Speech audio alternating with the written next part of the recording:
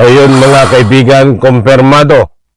Tinanggal na po sa pwesto itong si Sara Duterte. Nako, ay biglaan ho. Tinanggal ni Pangulong Bongbong Marcos ang vice-presidente.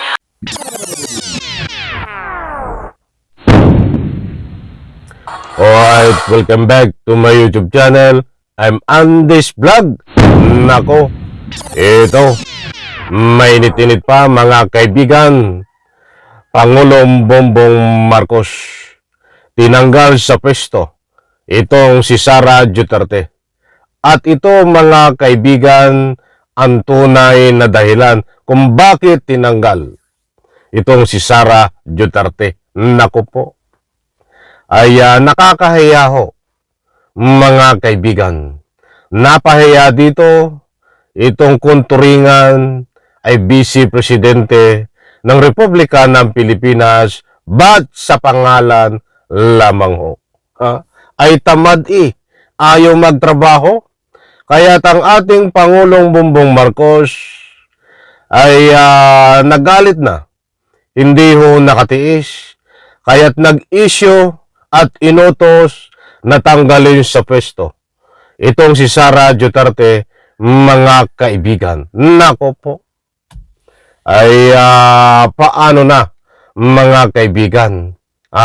Dapat kapag vice-presidente ka, ay isa kang pagkakatiwalaan, isa kang huwaran. Ba't sa puntong ito? Kaya nga sa madalian at biglang pagdesisyon ng ating Pangulong Bongbong Marcos na tanggalin ito sa pwesto sa kanyang utos, ay hindi na ho ito mapagkakatiwalaan, tamad, walang ginagawa, at hindi karapat-dapat ho ang pwesto sa kanya. Kaya't nararapat lang at nagdesisyon ang ating Pangulong Bongbong Marcos na tanggalin siya.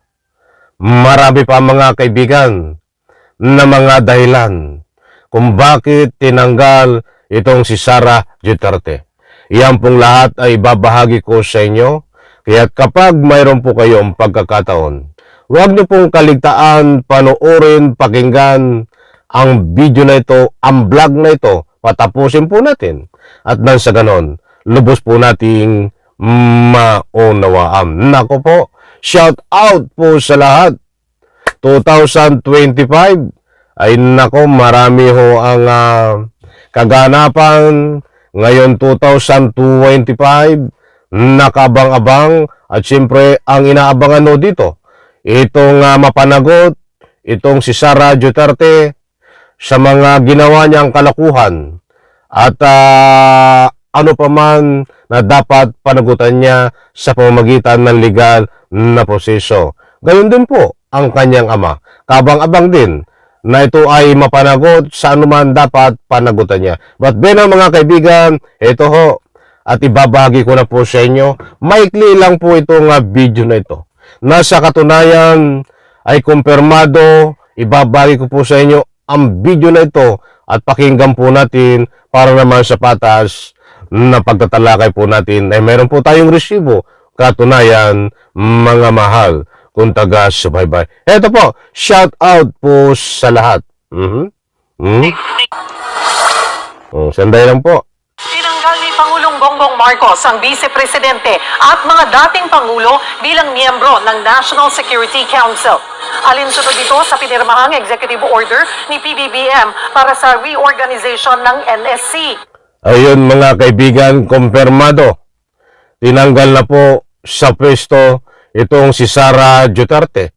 Nako, ay biglaan ho mga kaibigan ang pagtanggal dito. Ay may mga dahilan. Mga mahal kong taga-subaybay, isipin mo, ngayon ko lang ho nalaman ito at kahapon na ito pala ay membro ng National Security Council.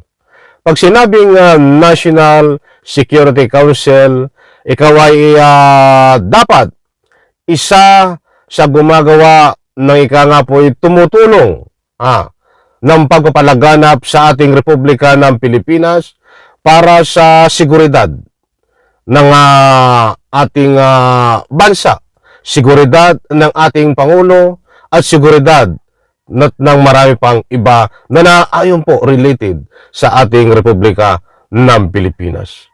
Ay hindi ho mga kaibigan. Ha? Bakit ko nasabing hindi ho?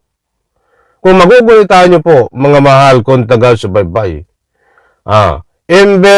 instead na itong si Sara Duterte ay tumulong at magpalaganap ng seguridad at protektahan ang ating Republika ng Pilipinas, magpalaganap ng magandang security ng ating bansa, magpalaganap na protektahan ang ating Pangulong Bongbong Marcos.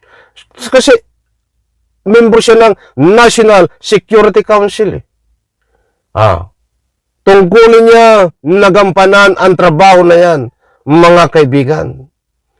Seguridad ng ating mamayang Pilipino, seguridad ng ating bansa, protektahan ng ating bansa, protektahan ng ating Pangulo. Hindi man niya magawa sa pamamagitan ng kanyang aktual na posisyon bilang Pangulo.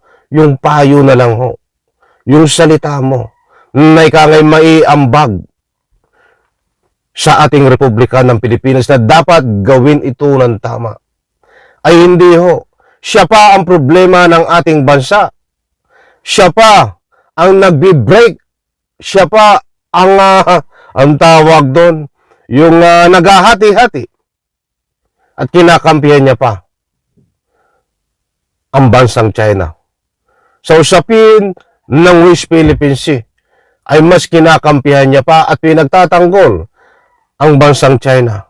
Ganyan ba ang tungkulin na membro ka ng National Security Council na mas pinoprotektahan mo ang ibang country at ang ating Republikang Pilipinas na ikaw ay pangalawang Pangulo ay ayaw mong protektahan? Tapos ang Pangulong Bongbong Marcos ay pinagbabantaan mo, napapaslangin, tapos ang kanyang tatay ay huhukayin mo para itapon diyan sa West Philippine Sea. Nasaan ang utak mo, Sara Duterte, at nasaan ang kagandang asal at nasaan doon pumapasok ang membro ka ng National Security Council? Dapat doon ka membro ng National Security Council sa bansang China. Hindi dapat sa ating Republika ng Pilipinas. Alam ko mga kaibigan, nakuha nyo ang gusto kong ipunto. Ito pa. Nako. Ibig sabihin, hindi na parte ng tunnel ng NSC sina Vice President Sara Duterte at dating Pangulong Rodrigo Duterte. Ayon sa palasyo, hindi naman daw naaangkop ang responsibilidad ng NSC sa bise. Layon daw nitong panatilihing resilient national security institution ang NSC at para masigurong poprotektahan ng mga miyembro nito ang seguridad at soberanya ng bansa. Ayun, maliwanag po mga kaibigan. Exactly 100% ang sinabi dito sa balita na hindi naayon kay Sara Duterte ang kanyang pwesto, kaya tinanggal siya sa pwesto bigla ng ating Pangulong Bongbong Marcos. Dahil hindi siya nagtatrabaho at yung kanyang tungkulin ay hindi nagagampanan at hindi naayon sa kanyang pagkatao, galawan ang inata sa kanya na pwesto. Kaya't ang ating Pangulong Bongbong Marcos ay inutos at nagkaroon na po ng pagtatanggal kumpirmado dito ho kay Sara Duterte na membro ng National Security Council. Muli kong inuulit, baka po tayo ay malito, hindi po tinanggal bilang Vice Presidente itong si Sara Duterte. Tinanggal po siya ng ating Pangulong Bongbong Marcos ay bilang membro ng National Security Council at kasama po ang kanyang tatay at marami pang iba. Saka po natin tatalakayin itong kanyang tatay para hindi tayo maging rambol at kinulang na din tayo sa oras. Alam ko mga kaibigan, nakuha nyo ang gusto kong ipunto. So maliwanag ko, kung ano man mga public opinion na nasabi ko dito, mayroon po tayong pinagbabatayan At syempre, iyan ay naayon sa mga galawan din ho ni Sara Duterte na nagbata rin ho tayo dito sa binahagi ko po sa inyo. So, matindi ho ito.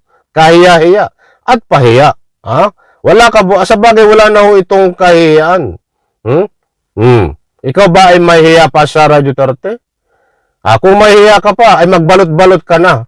Sapagkat dito na lang sa pagtanggal sa iyo ng ating Pangulong Bongbong Marcos, ay malinaw lang ho na walang tiwala sa iyo ang Republika ng Pilipinas, walang tiwala sa iyo ang Pangulong Bongbong Marcos, na ang dahilan kaya tinanggal ka ay hindi mo nagagawa ang iyong trabaho, hindi nababagay sa iyo ang trabaho na iyan dahil ikaw pa mismo ang gumagawa ng problema sa Republika ng Pilipinas, instead sa halip na ikaw ang dapat huwaran.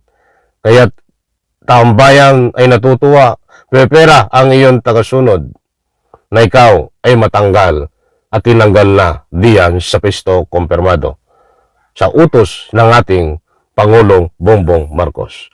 Muli po maraming salamat, pagpalain po tayo lahat. Please support po ang aking second YouTube channel, Andy's Vlog. Nandiyan po ang link sa comment section. At syempre itong aking main YouTube channel, pakisupport din po. Muli po, isang like ko sa video na ito. Huwag kalimutan, bawat upload. Bye-bye, palakpakan.